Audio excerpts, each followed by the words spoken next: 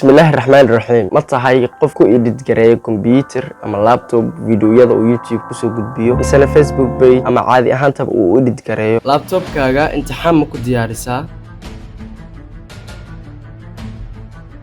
commentiyo ma ku qorataa video ma ku edit gareysaa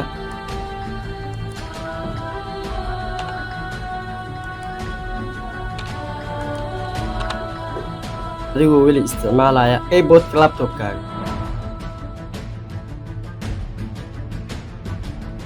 intaasi oo dhanba waxaan ku hayaa wadda hadda aad arkaysid waddadaas oo ahna midda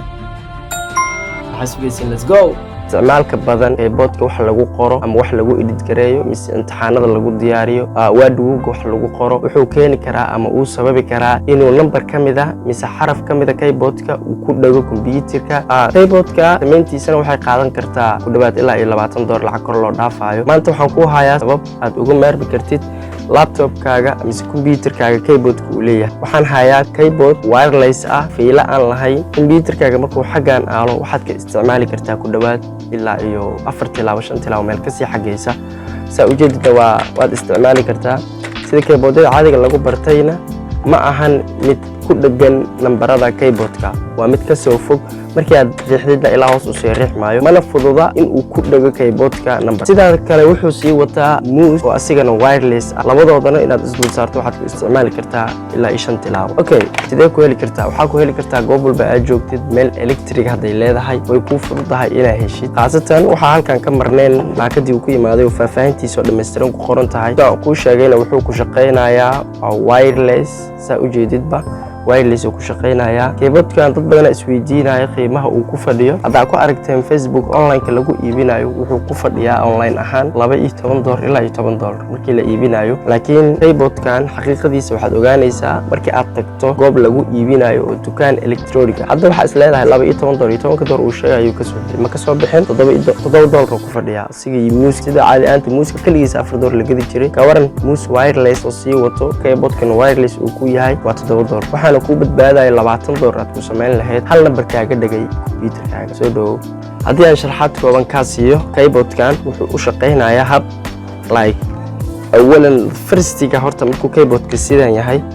markaad dhulka dhigto asidhan saqaxadiisii wuu wada simaya haddaa u baahan tahay in markuu san yahay xogaa kor loo soo yara qaado kale waxaad isticmaali kartaa badhan ku aalo keyboardka korkiisa aad furaysaa waa laba badhan markaasaa u furto markaa miiska saarto keyboardka meeshuu saanka noqon lahaa saanuu kuu soo noqonaya wayna fududaanaysaa inaad wax ku qorto mise wax ku jarjarto aad wax ku edit garayso waa midda koowaad midda labaad keyboardkan wuxuu u shaqeeyaa hab ah bateri waa la yaqaanaa waa bateriga tooshashka yarar la gelin jiray oo kunkunka shilin la gado intaa idinka tusi doona insha allah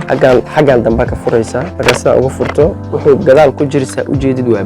baterigan xabadeeda kun shilin waa 1 shilin mise 2 kun kama badna xabadeeda baterigan okay gadaal dambe baterigan ka galaayo gadaal dambe badhanka markaa ka xirto keyboardka shaqadiisii meesha ku dhamaatay baterigaas kaliya ayuu kaaga baahan yahay bateriga markaa sidaa u geysato waxaa meesha ka marnay muuska asigana siduu u shaqeeyaa muuska asigana wuxuu u shaqeeyaa gadaal dambe aad gacantaada hoosos ugu soo riixaysaa markuu kuu furmo like asigiina wuxuu u baahan yahay waa baterigiisana haddaa idin tuso bateriga haddaa idin tusaya isma qaataan waxay is qaataan bateriga remote-ka haddaad aragtay remote-yada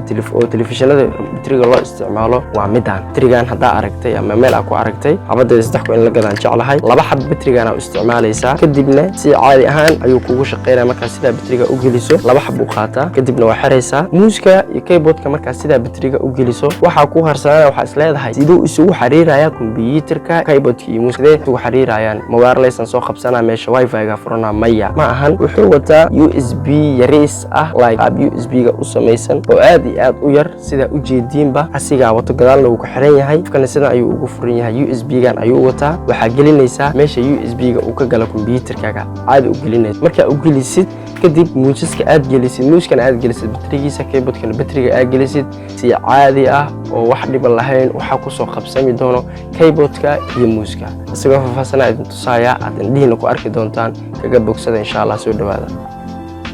waxaad gelinaysaa marta USB-ga uu ka galo computerkaaga ayaad gelinaysaa sida ugu geliso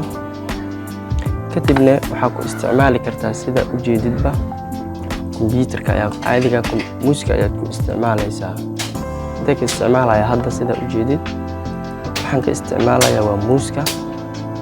keyboardka ayaa ku soo haray Soomaa tusaale ahaan keyboardka waxa imaanaysaa okay waxaan qoraynaa YouTube channelka waxa iska leh King UK waa ujeedaa waxaan u qoraysaa hab fudeed weli aad iyo aad u fudud waxaan isticmaali kartaa weli labadaada farood adigoo xaggan tagin oo inta ka wadwadin laga yaab gacantaada inay qoyan tahay xaggan way ku nabad helaysaa sideedaba xaggan ayaa isticmaali kartaa waxaas intaas dheer fikradaha ku soo darsan kartaa in waxa jirta dhalada caadiga computerka lagu xiriira keensato computerka dhan iska laabto dhalada keyboardka iyo muuska aad garaacdo computerka uu ku nabad helo aydan waad sameyn kartaa marka insha Allah soo dhawaada waa waxa YouTube channelka waxa iska leh King UK wuxuuna ku soo gudbiyaa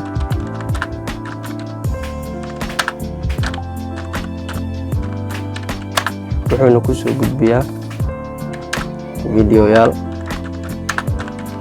حساسية لا اسلا يوكي سلاش wax qoro u bartay like waa laga shaqeeyay waxaan